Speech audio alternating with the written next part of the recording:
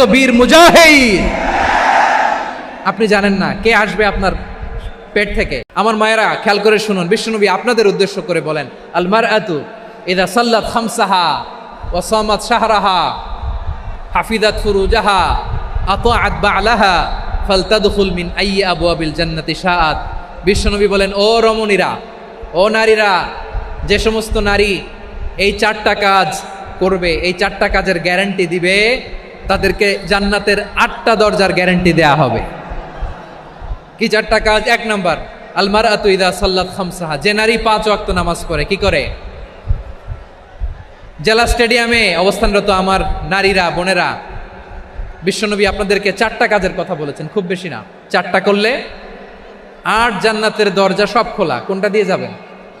যেটা দিয়ে মনে চায়। 1 নাম্বার 5 ওয়াক্ত নামাজ। আমার বোনেরা জোহরের নামাজ পড়তে পড়তে এটা আসরে নিয়ে যায়, আসর পড়তে পড়তে এটা মাগরিবে নিয়ে যায়। এরকম আসরে নাই? লালমনিরহাটে হয়তো নাই। আমার বোনেরা এটা করবেন না। ইন্নাস সালাতা কানাত আলাল মুমিনিনা কিতাবাম মাওকুতা, সময় মতো পড়বেন। সামাত শাহরা, রমাদানের রোজাগুলো রাখবেন। হাফিজাত ফুরুজাহা, যে নারী তার চরিত্রকে হেফাজত করে, তার প্রাইভেট হেফাজত করে, তার লজ্জাস্থান হেফাজত করে। ও মায়েরা, আপনার এই গর্ভ যে কত দামি আপনি জানেন না। আপনার এই গর্ভ থেকে জন্মাবে আগামীর সালাহুদ্দিন আল আইয়ুবী। আপনার গর্ভ থেকেই জন্মাবে ইমাম আল মাহদি আল মুনতাজার। আপনার পেট থেকে জন্মাবে আবু সাইদের মতো বীর সৈনিক। আপনার পেট থেকে জন্মাবে মুগ্ধের মতো বীর মুজাহিদ। আপনি জানেন না কে আসবে আপনার পেট থেকে। সময়টাকে কাজে লাগান, ইসলামকে বুঝেন, মানেন, আমাদের ইসলামিক লেকচারগুলো শোনেন।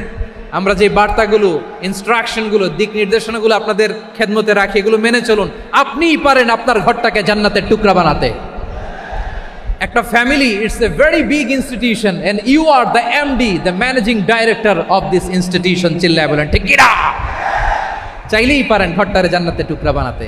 5 ওয়াক্ত সালাত, রমাদানের রোজা, নিজের চরিত্রের হেফাজত, ও আতাআত বা'লাহা, স্বামীর আনুগত্য। এটাতে অনেকে ভুল করে থাকে। হায় রে আমার বোনেরা, স্বামীর আনুগত্যকে এটা নিজের অপমান মনে করবেন না। আপনার স্বামী আপনার সবচেয়ে বড় গার্ডিয়ান, তিনি আপনার সবচেয়ে ভালো চায়। নারী কখনো গার্ডিয়ানশিপের বাইরে থাকতে পারে না। হয় আপনি বাবার গার্ডিয়ানশিপের ভেতরে, বাপ না থাকলে ভাই আপনার গার্ডিয়ান, ভাই না থাকলে চাচা গার্ডিয়ান, বিয়ের পরে আপনার স্বামী আপনার গার্ডিয়ান। শরিয়া সম্মত স্বামীর আদেশগুলো আপনি মেনে চলবেন, কিন্তু শরিয়া বিরুদ্ধ কোনো আদেশ মানতে আপনি বাধ্য নয়। আওয়াজ করে বলুন সবাই ঠিক কিনা?